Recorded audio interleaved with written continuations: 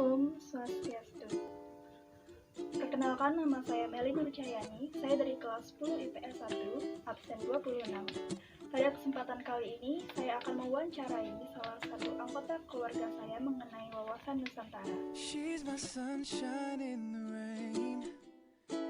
My Tylenol when I'm in pain, yeah. Selamat pagi, Pak. Ya, pagi. Pak, pernah nggak sih Bapak dengar tentang wawasan Nusantara? Pernah. Nah, kalau Bapak pernah, apa sih yang Bapak ketahui tentang wawasan Nusantara itu? Jadi wawasan Nusantara itu terdiri dari dua kata, ya, yaitu wawasan dan Nusantara. Jadi wawasan adalah cara pandang menyeluruh masyarakat akan kesatuan Nusantara. Sedangkan Nusantara lebih ke letak geografis Indonesia sendiri yang diketahui membentang dari Sabang sampai Merauke. Ya. Oke.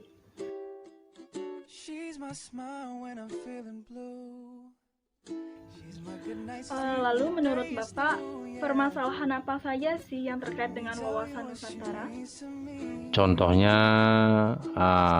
masalah rasis, membeda-bedakan suku mana yang mayoritas dan mana yang minoritas, begitu.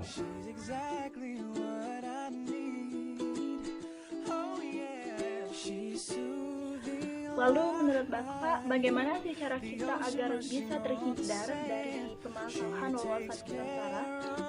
Caranya kita harus bisa mengubah pola pikir kita sendiri, jadi atau memindset, ya, bahwa sebenarnya Indonesia itu satu, di Bhinneka Tunggal Ika, ya. Indonesia itu satu, tidak ada perbedaan, ya. Dan untuk generasi, kita harus mengedukasi sejak dini. Artinya seperti contohnya mengajarkan untuk bisa saling hormat menghormati dan toleransi, begitu.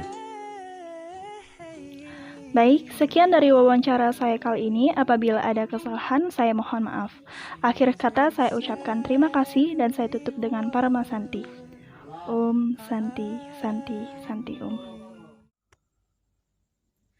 Hai teman-teman, perkenalkan nama saya Niwayan Sri Ayu Kencana Dewi Pahisa dari kelas 10 IPS 1. Pada hari ini, saya sesuai dengan tugas yang diberikan, saya akan mewawancarai ayah saya seputar topik wawasan Nusantara. Sebelum itu, saya perkenalkan di sebelah kiri saya, ayah saya, nama beliau Imade Aryawan Pahisa. Selamat malam, ayah. Selamat malam, Nana.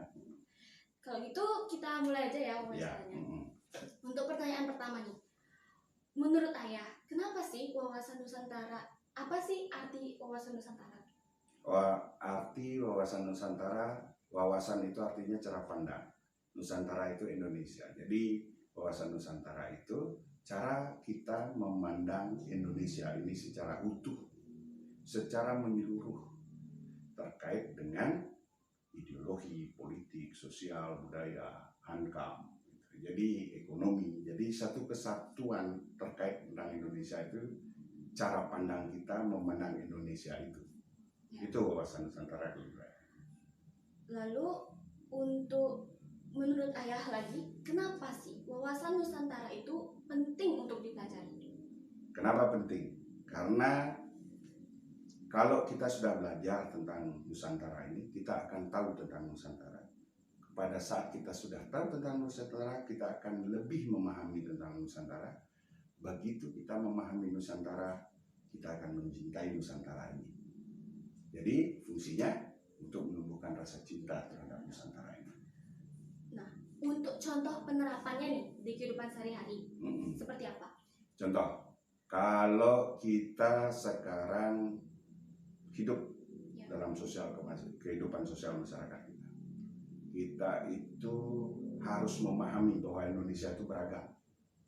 Jadi Jadi kenapa orang berpakaian dengan keyakinannya A, contoh soal dulu, terus dengan hijabnya gitu, dengan liontinnya bentuk salib atau dengan pakaiannya yang tertentu, itu kita harus pahami bahwa itu adalah keyakinannya mereka.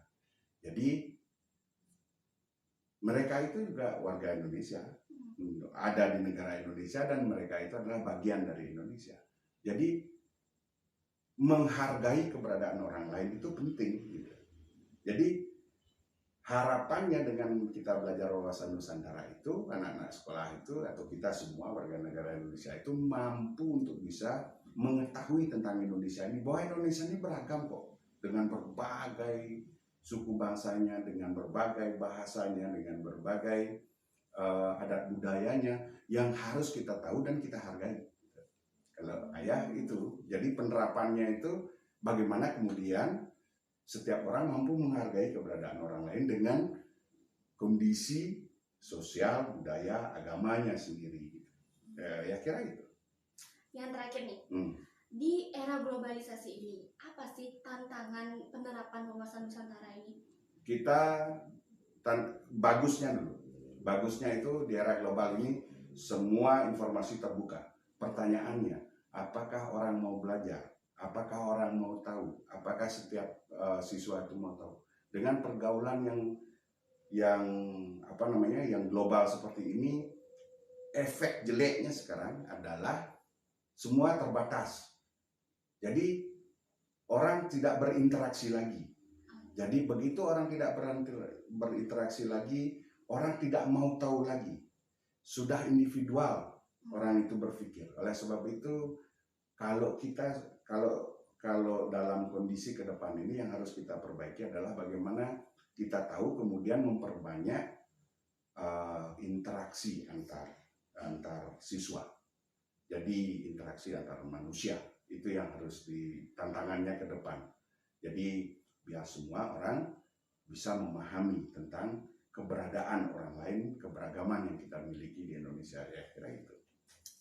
Oke, makasih ya sebelumnya. Ini Ya. pertanyaan terakhir. Jadi sekarang udah tahu apa aja tentang wawasan Nusantara ini. Terima kasih untuk ayah yang udah mau meluangkan waktunya untuk kesempatan kali ini mau diwawancara. Ya. Begitu aja teman-teman. Terima kasih. So my name is Kaira, and can you tell us your name?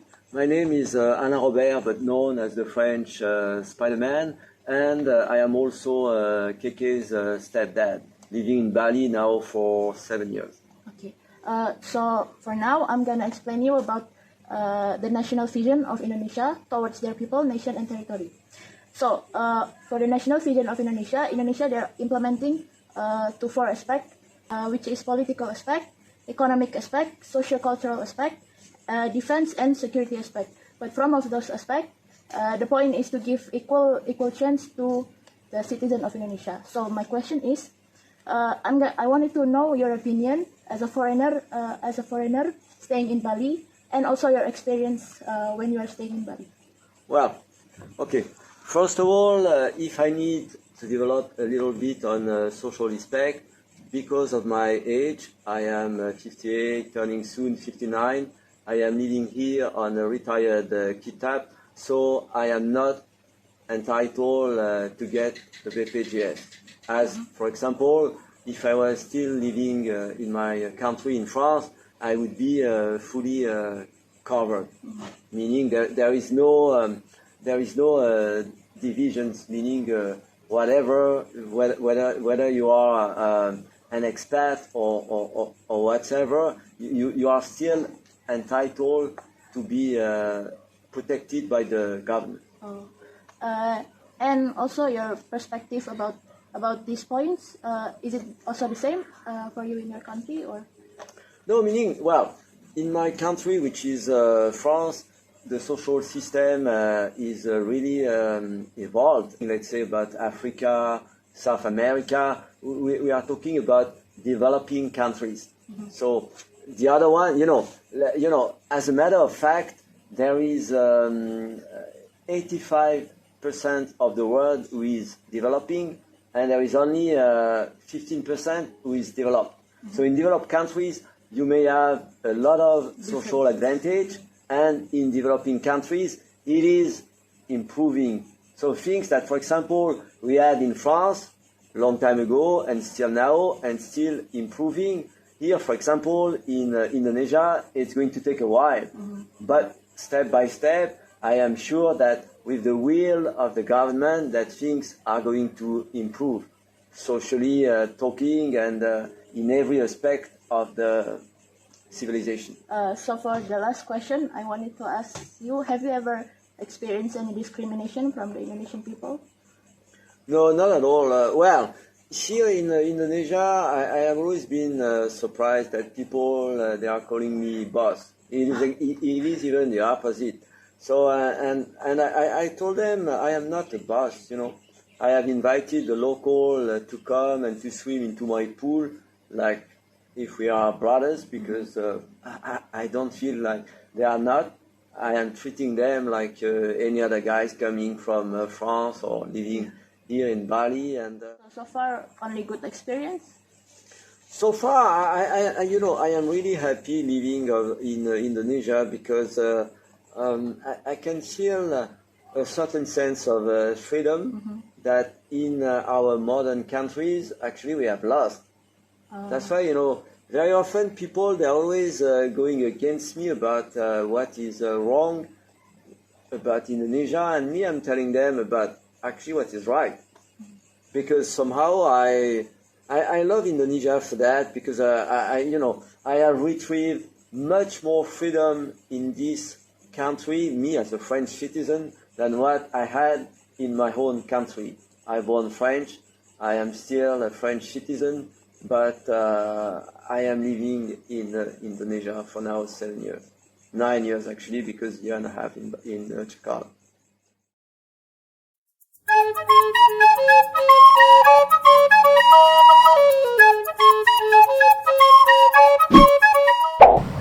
Om Swastiastu. Hai Pak Guru, jumpa lagi bersama saya. Dalam video kali ini, saya akan mewawancarai salah satu anggota keluarga saya, yaitu bapak saya, mengenai apa sih itu wawasan Nusantara. Kira-kira bapak saya tahu nggak ya apa itu wawasan Nusantara? Nah, sebelum kita mulai wawancara ini, izinkan saya untuk memperkenalkan diri terlebih dahulu. Nama saya Putu Wahyu Cahya Arwita. Saya berasal dari kelas 10 MIPA 3, nomor absen 20. Nah, jika semua sudah siap, yuk kita mulai wawancaranya. Nah, di samping saya sudah ada bapak saya yang akan saya jadikan narasumber dalam wawancara kali ini mengenai wawasan Nusantara. Untuk bapak, saya persilahkan untuk memperkenalkan diri terlebih dahulu. Om Swastiastu. Nama tiang adalah Imade Wite, yang adalah orang tua dari Ibu Wahyu Cahya Arwita, dan untuk aktivitas yang mengajar di bimbingan belajar Denpasar Mengajar. Oke, silakan. Nah, jika sudah siap, yuk kita lanjut ke pertanyaan pertama.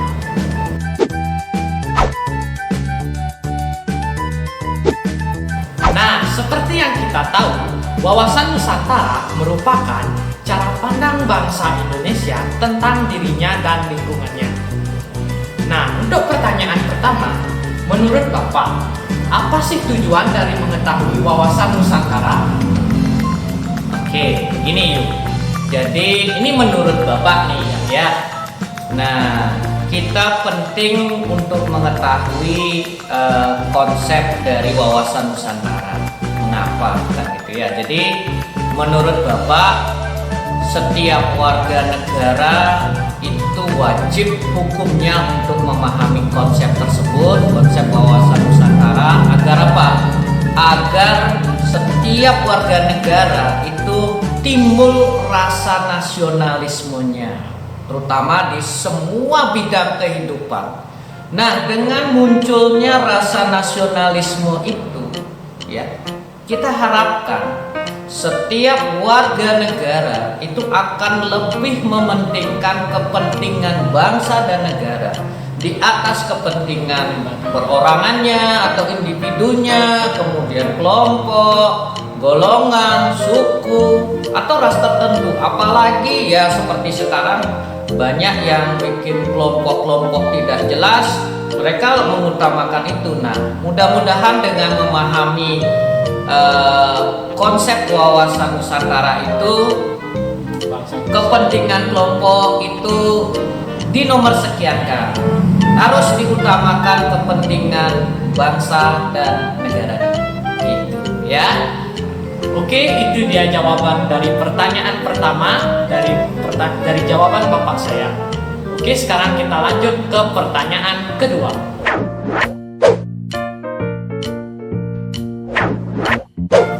Nah, seperti yang kita ketahui, saat ini masih banyak generasi muda yang kurang memahami konsep wawasan Nusantara.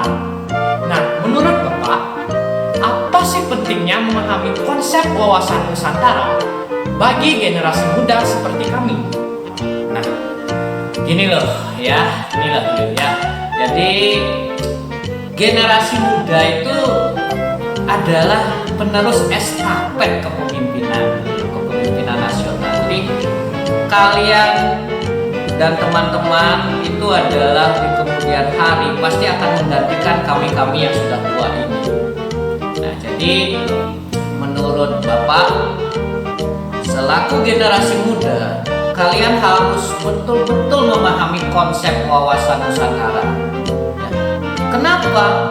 Ya, karena dengan memahami konsep wawasan Nusantara, ya, kita berharap di kemudian hari keutuhan bangsa dan negara yang akan kalian pimpin nantinya itu tetap terjaga. Dan kita juga berharap nanti di kemudian hari saat kalian selaku generasi muda sudah mengambil alih estafet kepemimpinan ini, ya, kalian bisa meminimalisir yang namanya perpecahan antar golongan, antar kelompok, suku, ras tertentu. Kalian rangkul semuanya, kalian menjadi satu kesatuan yang utuh sehingga bangsa dan negara ini betul-betul menjadi negara yang maju. Jadi menurut Bapak seperti itu. Kenapa pentingnya wawasan Nusantara bagi kalian-kalian ini, ya? Terima kasih atas jawaban untuk pertanyaan yang kedua. Nah, sekarang kita lanjut ke pertanyaan yang ketiga.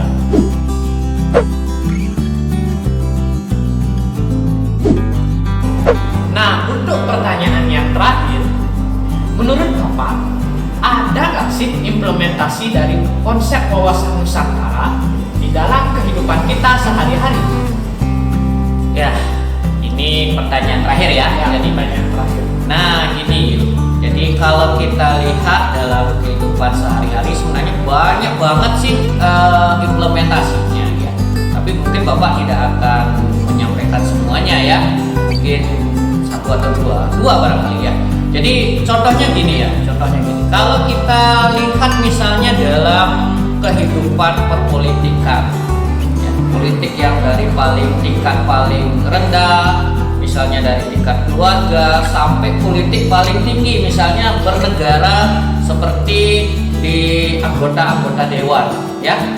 Nah, implementasi dari wawasan Nusantara dalam bidang politik itu contohnya seperti ini. Nah, kita dalam memutuskan sesuatu, ya, baik itu yang ringan ataupun yang berat, gitu ya. Diharapkan itu lebih mengutamakan musyawarah untuk mufakat, dan itu sudah dilakukan.